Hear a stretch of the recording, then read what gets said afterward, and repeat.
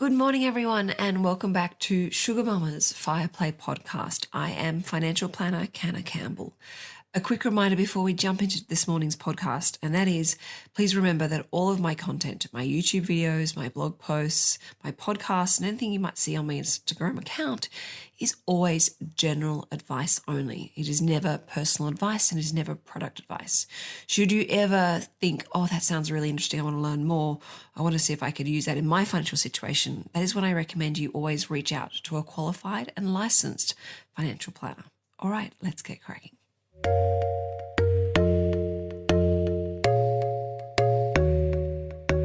Hi everyone, welcome back to Sugar Mama's Fireplay podcast. My name is Canna Campbell and I am a financial planner for over 18 years. And my job is to help you achieve all of your financial goals and dreams in the most efficient and effective way possible, but also incorporating a very healthy sense of balance in life. Today's podcast is a short podcast. I know sometimes I say it's going to be a short one and then it's not a short one, but I'm really going to try and keep this one under half an hour as you enjoy your commute to work, or maybe you're doing some exercise this morning or walking the dog, whatever it may be. And the reason why I want to make it short is because I want to make sure that as many people listen to this podcast as possible, in particular Australians who have a superannuation account.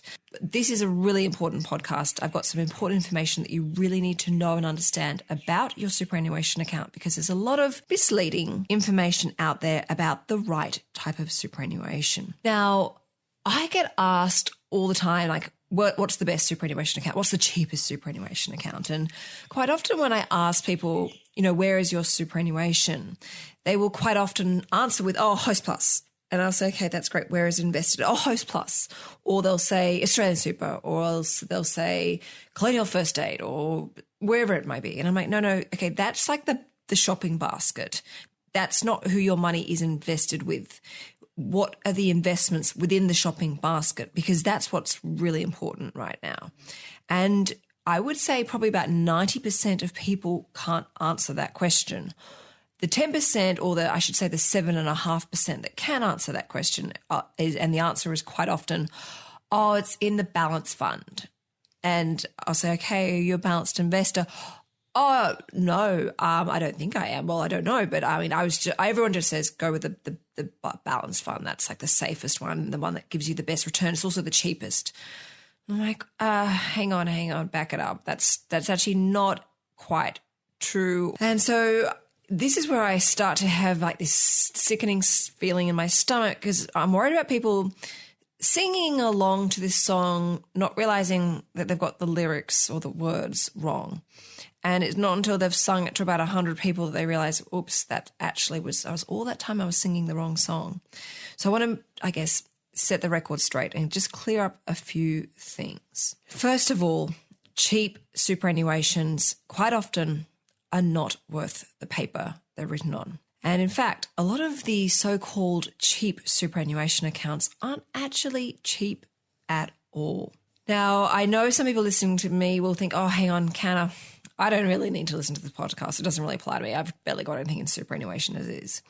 But superannuation, for most of us, is going to end up being one of our biggest and most powerful sources of that's your own personal wealth. Think you're never going to have $1 million in superannuation? Well, I'll tell you what, if you put the right type of energy up front, you will very easily have $1 million in superannuation.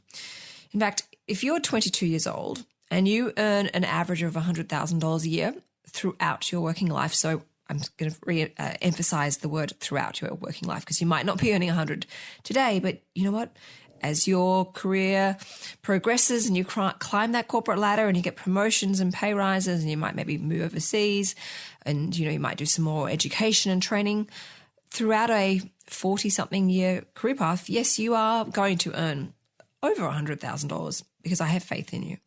And if you plan on retiring at age 65 and say you have a superannuation account balance of, say, $30,000 already, and you don't do any salary sacrificing or make additional after-tax contributions, which is what we call undeducted contributions, and it's just the standard, 9.5% that your employer does, and you do nothing. You just earn money, work until you're age 65, That's it. And you earn an average return of 8.5%, but you pay about 0.8% per annum in fees, which is what I recommend people should aim for when they're really looking at fees.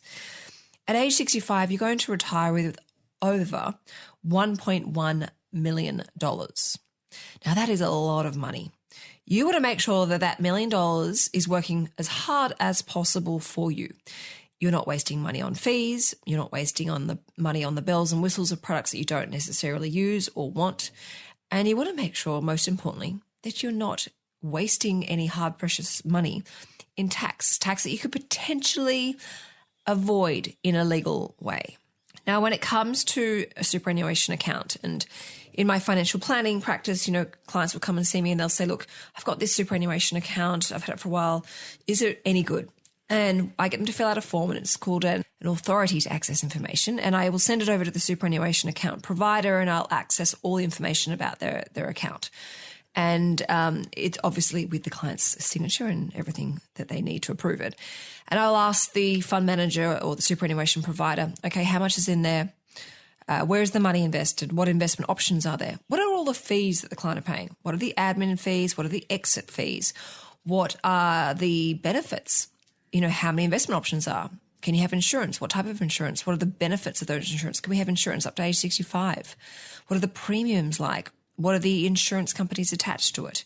How much choice do we have? Can we choose our asset allocation? Can we choose from a range of different fund managers? Can we have direct equities? Can we have term deposits? Can we access ETFs and LICs? I'll ask them so many questions. I'm probably a call center's worst nightmare because I have so many questions. And, I'll sit on the phone just drilling them with all these questions, and I'll ask them lots and lots of questions about the fees. And they will go through, a whole pile of fees with them and ask them upfront fees, ongoing fees, administration fees, fund manager fees, buy-sell fees, performance fees, which I'm seeing a lot more often being snuck in by these superannuation companies.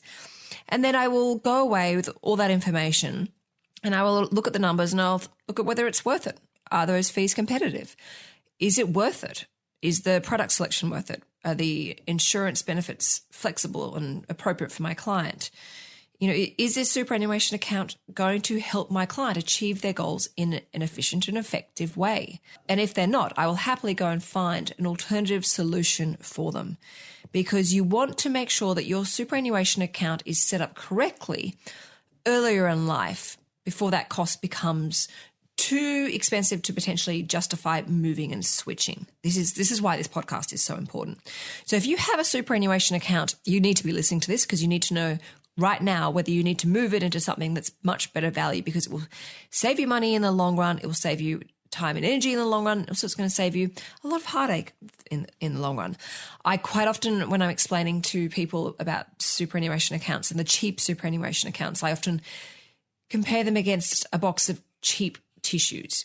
You buy the cheap box of tissues because at the time, and this is you're walking through the supermarket, they're cheap, they're on sale, they're $1 for a whole packet. Whereas the expensive tissues are infused with eucalyptus oil and a thicker quality and softer on your nose. Maybe say $2. And then comes the flu or the cold, and you're blowing your nose like I am at the moment about 20 times a day, and your nose gets really red and sore, and you're grabbing your cheap tissues, and each time you grab a tissue and you're like, ow, this is going to hurt, my nose is so sore, it's like raw from the cheap tissues, and you get about a quarter of the way or a third of the way into the box, and you're like, you know what, I can't use these tissues anymore, they hurt me too much, they're actually causing more damage to my nose. And you then decide, okay, all right, these tissues are useless. I need to go back to the store and buy, not necessarily the eucalyptus infused tissues, but maybe something midway or something that's better value for money, but it's at least got, a better quality tissue and it's not going to disintegrate every time I blow my nose into my hands. So you've sunk your money on that cheap superannuation account, or as they say, that cheap box of tissues. You've lost, opportunity cost has been wasted, and you end up having to buy the,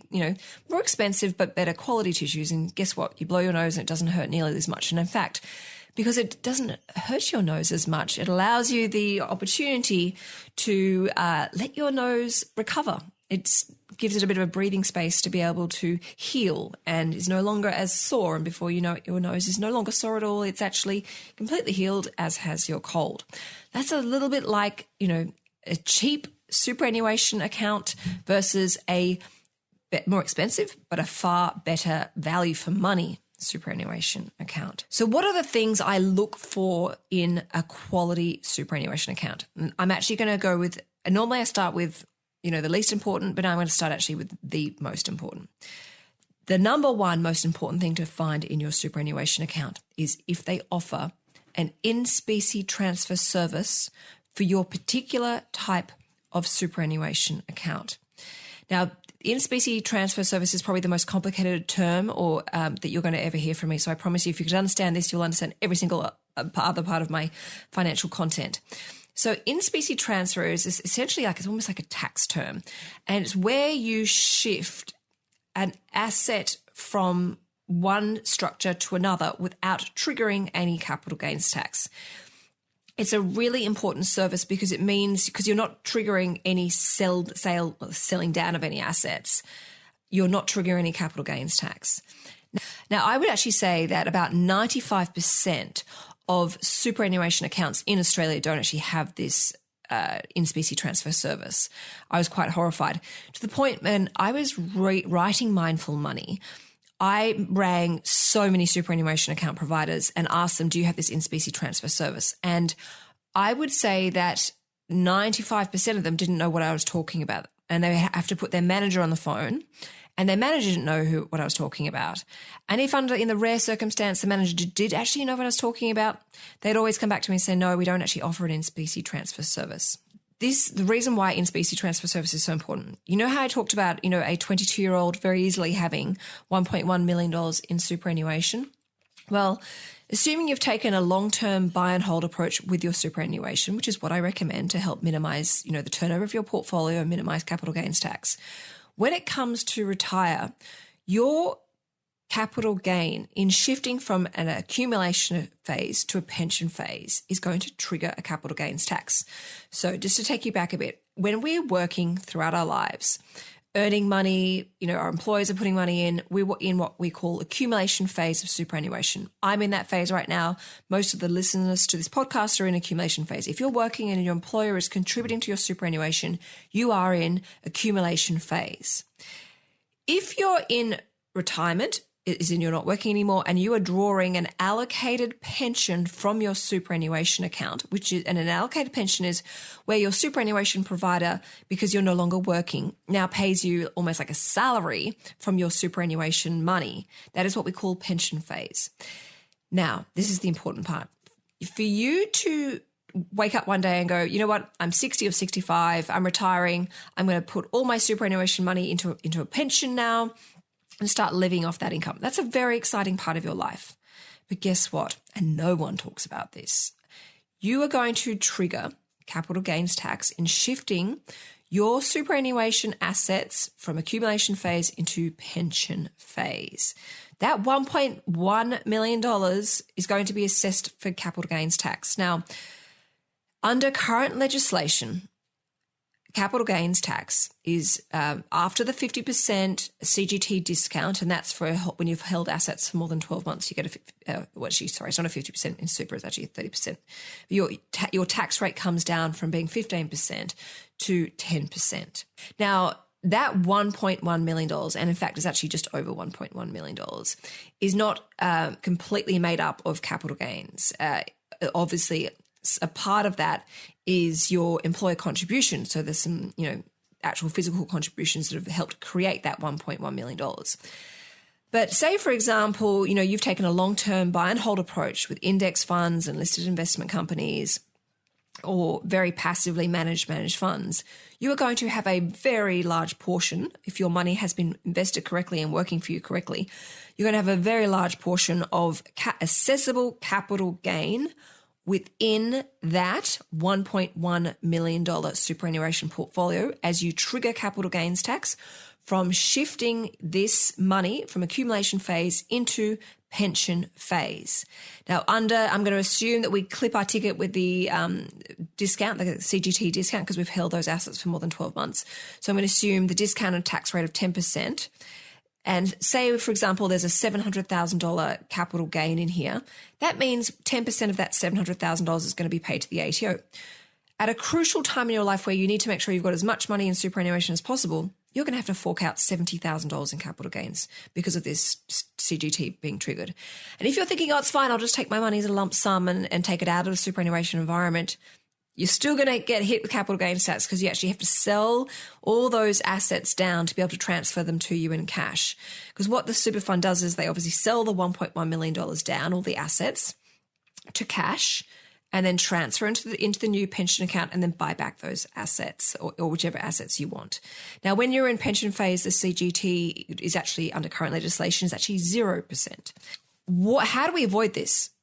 Are there solutions? What can we do? Yes, there are solutions. Look for a superannuation account that has an in-specie transfer service. Why it's so important to do your research. So if you can find a superannuation account that has an in-specie transfer service, and if you don't know where to look, let me tell you a really quick way of finding out. In Mindful Money, between pages 269 to pages 290, I list, I believe, 3 superannuation accounts that actually do offer in-specie transfer. So if you don't have Mindful Money, go and grab a copy. If you're listening to this from overseas, you can actually order through the Book Depository because they will distribute this book internationally, plus there's free international shipping. But when I was writing this book, as I said, most superannuation providers didn't have a clue what I was talking about. And it only just literally I think I found 3 at the time. I got so concerned that so few companies didn't offer this because it's such an important tax saving. It's such an important feature and benefit that superannuation accounts should have that no one realizes. I called my compliance team where I'm licensed through, and I got this tech expert over the phone. I'm like, am I missing something? Like, why do all these superannuation accounts not offer, or account providers not offer in-specie transfer services? And he said, I'm like, am I missing something? Am I getting something wrong? You've got all these experts spruiking all these like industry super funds and they're actually a load of crap. He's like, yeah, I know. It is a problem. And I'm like, but why don't they have this? Like, why aren't superannuation companies giving this? It's I would move my money, straight away if I was in an account that didn't offer this. He said it's because it's so expensive for superannuation providers to offer this. They have to build a new product. They have to start again, and it's expensive. So that's why they haven't done it. It's almost too late for them.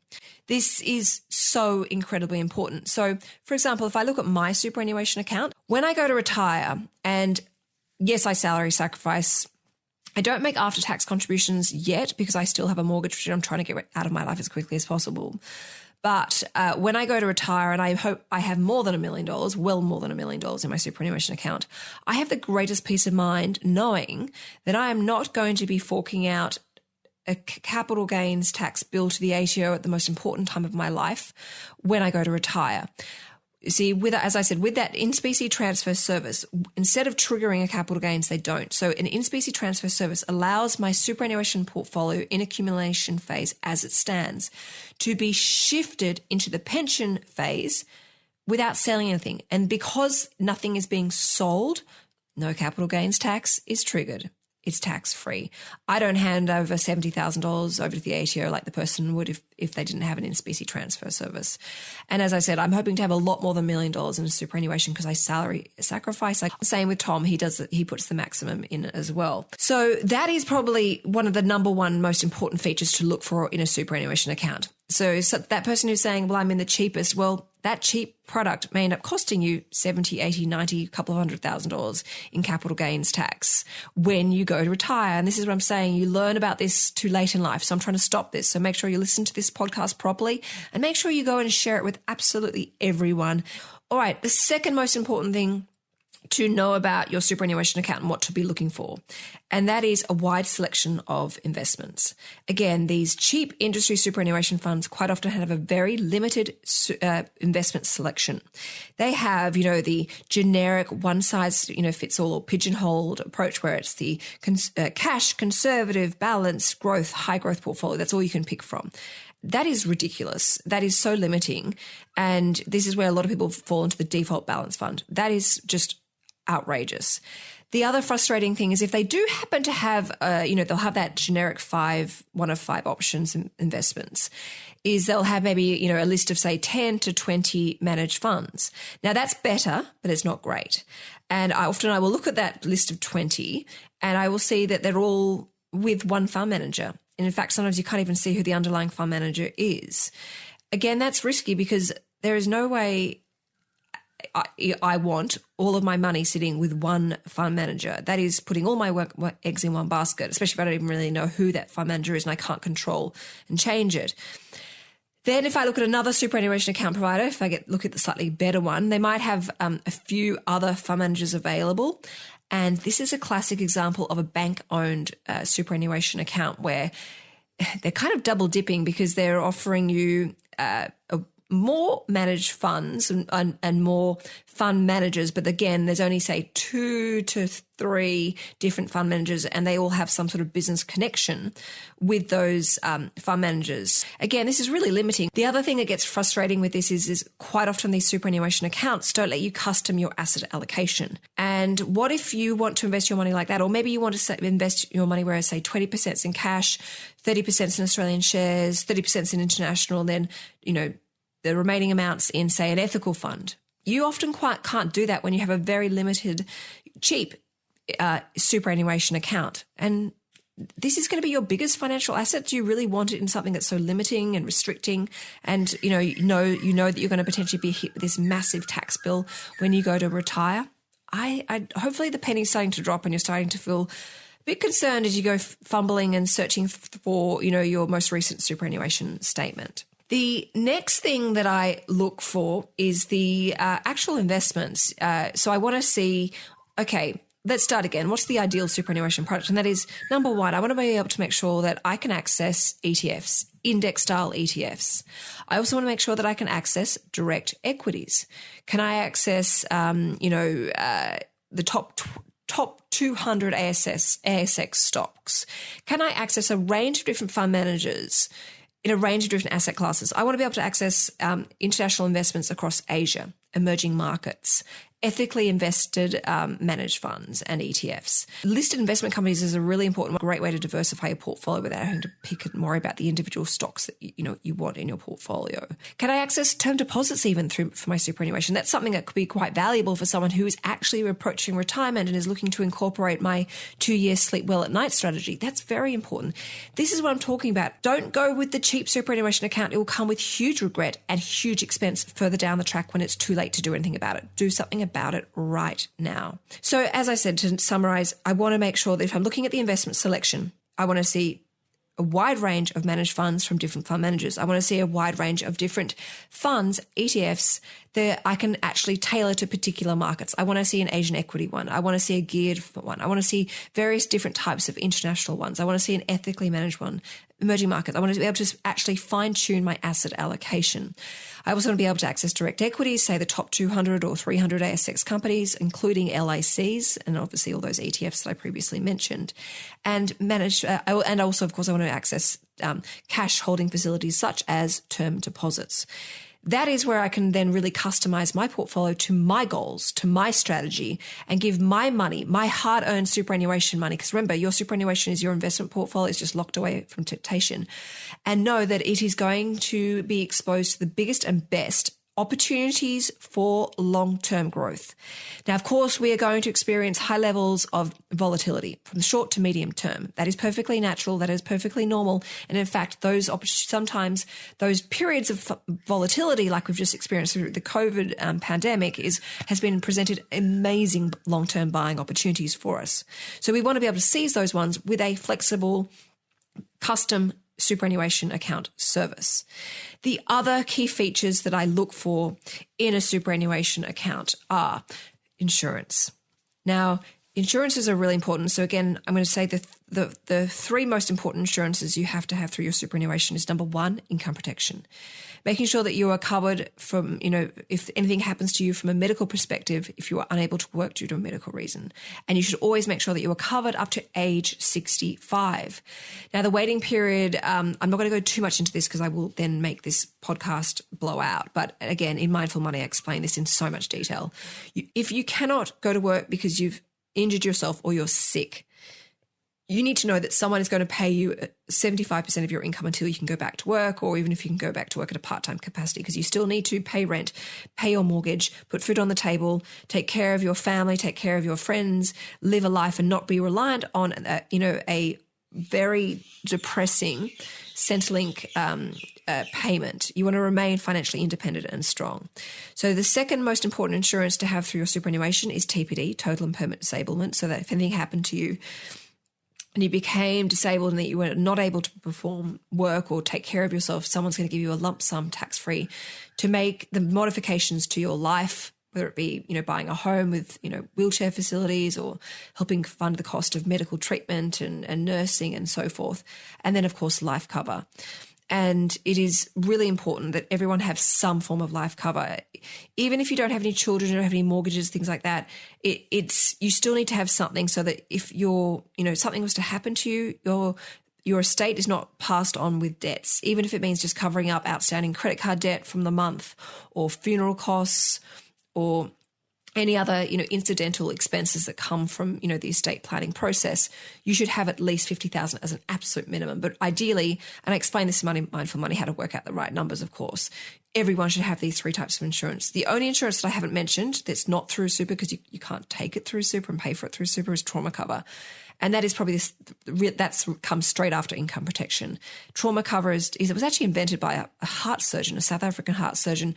And I know this is a bit of a segue, but it was invented by this heart surgeon in South Africa, and he realized that his patients, after saving their lives, were actually going home more stressed than what they came in.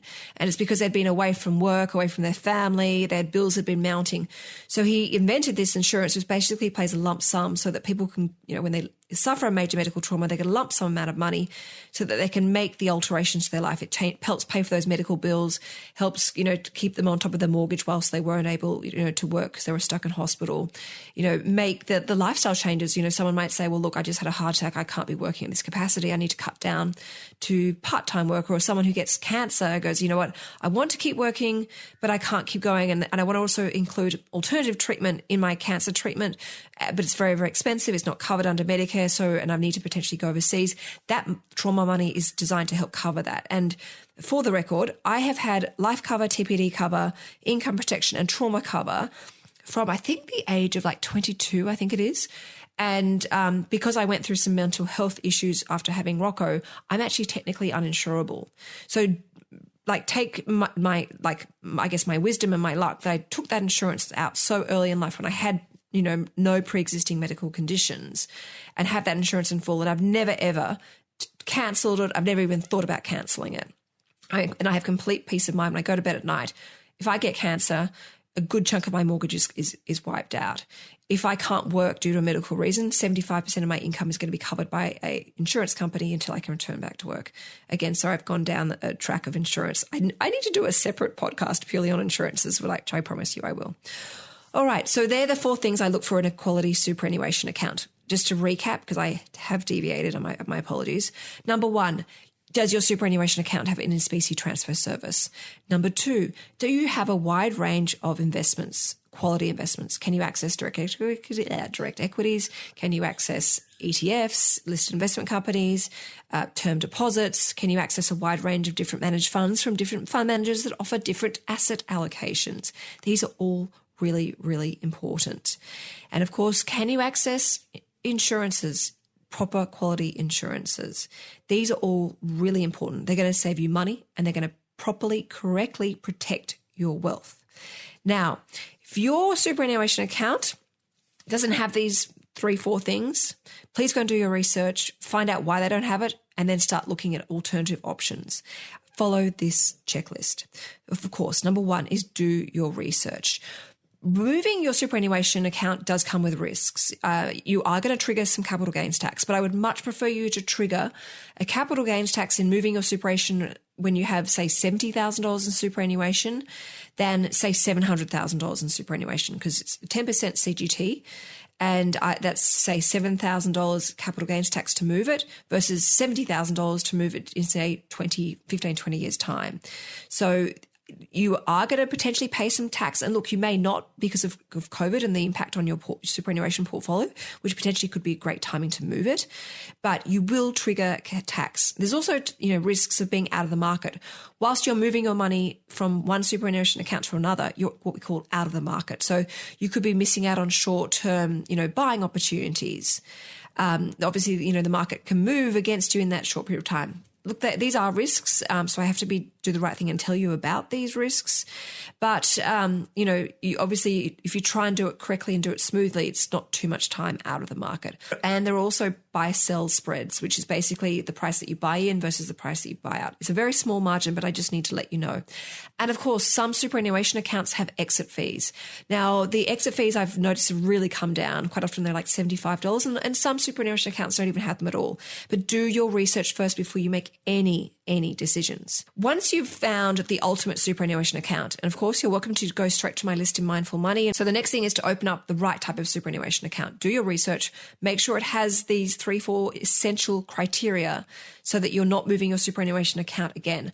My superannuation account, I've been with it since I started in the industry and I've never moved it. I don't want to and I don't need to because it's set up correctly, and I'm not going to go and waste money on capital gains tax, to go into something that's cheap that's not going to be worthwhile. It's going to come with huge regret.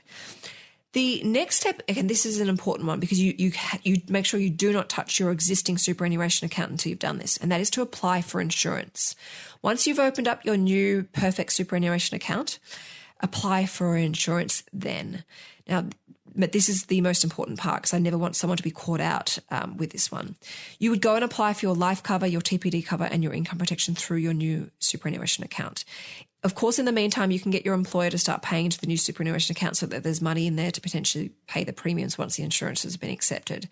But you must do this as first before you do any sort of rolling of funds. The reason why is if you've had a change in your medical condition, there is a chance that you may not be accepted for the new insurance, or they may have loadings and exclusions. So, for example, say you're currently insured for, say, $500,000 through your current superannuation account, and you go to apply for, life and TPD cover of $500,000 through your new superannuation account. And they notice that since, say a year ago, you had a bad injury and damaged your back, they may come back with you and say, look, we'll offer you this cover, but there's going to be an exclusion on any sort of claim against your lower back. You want to know that before you've cancelled your existing insurance. And there are times where the loading or the exclusion is not actually worth it. And you need to make a decision as to whether you keep your current superannuation account, or perhaps you keep both superannuation accounts. So in this situation, what my general advice would be is, if insurance is important to you, and it's important to, I'd say, 99.99% of the world, unless you're, a multimillionaire with no debts in your life and complete, hundreds of millions of dollars in passive income coming in each year, what you would simply do is keep your existing insurance and your existing superannuation account with a cash balance, and you'd have to make sure every year that the insurances still stay up to date. So you always have to make sure you opt in to keep that insurance active. And then you would use your new superannuation account as your collection account. So you get your employer to pay into the new account. So there is a bit more administration and there's a lot more responsibility to make sure that, you're managing 2 superannuation accounts, but you always know that your first superannuation account, the crappy one, is what owns and pays for your insurance. And as I said, every single year or every single 6 months, you need to check your superannuation account to make sure that that old insurance policy is still active, because it's not getting the contributions from your employer anymore, which means you need to manually add money in or complete the paperwork to activate that insurance so that it never, ever, ever lapses. Because then what happens is if you do that, you're without cover and you're uninsurable, or the cost of replacing that insurance is frightfully expensive and with lots of limitations. So once you've received, your paper in the mail that says, congratulations, you're fully covered for this amount, these are the premiums, assuming everything's fine, and it says your policy is now in force, only then would you roll your old superannuation money into your new superannuation account. Only then. You must have something in writing because you never want to be caught uninsured. Because what happens if you walk across the road or you get sick in between waiting for that new policy to be accepted? You may not be covered. That's not a risk I would want anyone ever taking. Then the next step, and we're towards the end of sorting your super out for good, and that is to invest that money properly. Don't go with the default balance fund.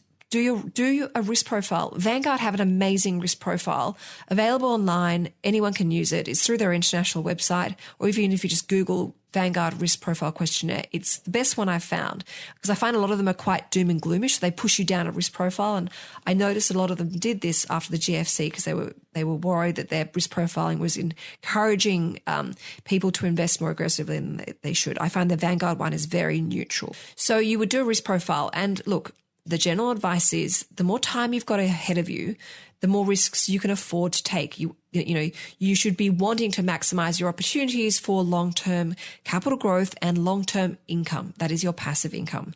So as I said, my portfolio is a high-growth portfolio. I'm a high-growth investor. I love market volatility. When the market's down, I'm like, great, can I salary sacrifice more? What else can I do, or can I add more to my investment portfolio? That's me. That's not necessarily you. So you must do a risk profile. And if you're sitting on the cusp, my general advice is, and when I say sitting on the cusp, say you're sitting between a balanced investor and a growth investor, learn more, educate yourself more about long-term investment opportunities. Read Peter Thornhill's book, Motivated Money. Read Mindful Money again if you've read it already, and let that help you make a better decision when it comes to your money. But of course, I don't want to push or encourage or, pressure someone to invest out of their risk profile because that's not the right thing to do. That's exceptionally unethical. But you need to be coming, when you're looking at your investments for your superannuation, which remember is your biggest source of financial wealth throughout your lifetime, you need to be making sure that you do it in an intelligent way, an informed way, and an educated way. And quite often when I do a risk profile with people, we do it first, like they'll do it on their own, and then I'll do it with them together. And they're like, oh yeah, I'm not a balanced investor. No way. Oh my gosh, I want to be a growth investor or a high growth investor. That's the power of education, because now you're looking at these questions with an informed, educated cap on, and it's amazing, how much people change. And look, your risk profile will also change. You might be feeling very nervous and new to investing, which is perfectly fine. So perhaps the balanced fund is the right one for you for the time being. But as I will say as my next and final step, and that is to review your superannuation account every year. Make sure your employer is paying the right amount into your superannuation account, particularly small businesses, because I've had so many situations where people, their employers never paid their super, and unfortunately they realized way too late and they were never able to recover that money. Also, make sure that it's coming in on time, making sure that it's invested correctly. As I said, check your risk profile. Your risk profile may go from balanced over, in a years later, it might be growth, or it might be growth then high growth. Make sure you're reviewing all the fees. Now, this is the point I've realized I have forgotten about, which is an important one, and that is fees. In Mindful Money, I recommend that your fees should be around about, give or take a certain amount, 0.8% excluding a financial planning fee. Your fees, I don't think, should need to be much higher than that. There are plenty of high-quality superannuation accounts that tick my criteria of being cost-effective. This is where the industry funds catch you out. They will claim they are the cheapest. And yes, their admin fee is quite often the cheapest. It's $52 a year or $75 a year or $150 a year. But where they sting you, where they get their money, is actually on the investment fund manager fee. I have seen investment fund manager fees of 1.5%, 1.7%, 1.2%. And that superannuation account is no longer cheap. In fact, it's actually very expensive, especially when I look at my superannuation account, which is, I think, about 0.4% per annum. I have stripped back so many of my fees, and also fees are dollar-based rather than percentage-based. Now, you want, that's really, really important. So when it comes to reviewing your superannuation, review the fees, make sure that they're still competitive. They are close to my recommendation of a 0.8% per annum. Make sure your investments are invested for your risk profile. And then, of course, the most important thing, look at your returns. What you want to be looking at is the income. How much passive income did your superannuation portfolio give you how much did it pay you? Even though it doesn't technically pay you, it's reinvested back for compounding growth opportunities. How much of that money did you make? Was it $7,000 this year in investment earnings through income? Now, why would you need to know that? Well, if you have a mindful money number, because you've read Mindful Money, you have a number that you are working towards, which is your light at the end of the tunnel number. It's the number where, when you make this much money per year from your investments, you can quit work, or you can cut back to part-time work, or you can take a sabbatical, or you can move overseas, or you can give more time and money to charity. That's your number. That's the number. When you hit that number, you can, really make that major change and adjustment in your life that your biggest and best financial goal and dream. So if my mindful money number was, say, $70,000 per year, that would mean that my superannuation at today's date represents 10% of my mindful money number. Now, if I've got an investment portfolio growing as well, these two sources of my wealth, my superannuation account and my investment portfolio, between the two of them are really going to help me achieve that number so much quicker, particularly as I've got my employer contributing 9.5% per year. And I also might be doing some salary sacrificing as well along the way. So the power of these two asset bases are going to give me that financial freedom. So I want to be looking at the account. I want to be seeing how much income I earned from my superannuation account. My ultimate goal for everyone listening to my podcast, watching my YouTube videos, my IGTV videos, is to make sure that you build up an asset base where you never actually need to touch the capital. You always only live off the passive income from your investments. So, for example, say I have $1 million between my superannuation account and my share portfolio, and it's yielding, say, 5%, so $50,000. I live off that $50,000 and I never need to touch that million. That million's never going to erode away. And so my ultimate goal is, if you can never touch the capital, you're actually going to become wealthier in life, because you never touch the capital, and the income grows and ideally keeps up with inflation, or even better, exceeds inflation. So that $50,000 a year I earn for my superannuation and my investment portfolio, it's $50,000 one year, $52,000 next year, $54,000 next year, $57,000 next year, $60,000, because the returns are going up with inflation and ideally beating inflation. So in fact, my portfolio is paying me more than I actually need. Now, yes, there might be times in your life where you do need to start eating into the capital, and that's fine. Sometimes, we've got to, as I say, aim for the stars and you'll land on the moon. And if you do need to start eating into capital, you want to try and delay that for as long as possible, because once you do start eating into your capital, it erodes away at a disturbing rate. And that's my biggest concern for so many members of the Australian public, is that they will outlive their superannuation money or their wealth. And that's why it's so important to have two-dimensional assets, which are growth assets, in your superannuation portfolio, in your investment portfolio, in your overall wealth creation strategy, because it will help mean that your assets are working more efficiently. They're giving that long-term capital boost or capital growth option or opportunity to help that reduce the impact of that. Okay, all right, there I go. I've done it again. I promised it would be a half-hour podcast, and I'm going well over the 40-minute mark. But at least you now know about cheap superannuation accounts, that quite often they're not worth the paper they're written on. The huge financial costs that they will come to in your life as you potentially realize this way too late, but you won't, because you listen to this podcast. You now know what to do. You now know to find out whether your superannuation account has an in-specie transfer service. If it doesn't, you know to start looking around. You know to look for a wide range of investments, different fund managers, different asset allocations, direct equities, ETFs, listed investment companies, making sure they're all available, making sure that your fees, admin fee and the investment fund manager fee in total do not exceed 0.8% per annum, give or take a little bit either way. And of course that you have insurance options, quality insurance options attached to your superannuation account. They are the 4 things that you must look for in your superannuation account. And as I said, in Mindful Money, I have a whole chapter dedicated to explaining this. So if you're feeling a little bit lost, make sure you refer to pages 269 to 290 so that you can learn about this in more detail. Go and speak to a financial planner, go get some advice, fix your super, refer to my list in the book. You need to do this now. Don't delay, because as I said, you'd rather trigger a capital gains tax bill now when your account balance is a lot smaller and the financial cost of that is minimal and you can quickly recover it by quality investing, versus discovering this really late in life where the financial cost of this, is tens of thousands of dollars to fix it. And that's where the biggest problem with these cheap superannuation companies misleading people, not being completely transparent. I'm really trying to clamp this down and stop people from falling into this trap. Remember, the devil is in the detail. All right, everyone, enough passionate financial conversations from me on a Monday morning. Enjoy the rest of your week. Of course, make sure that you're following me on Instagram at Sugar Mama TV.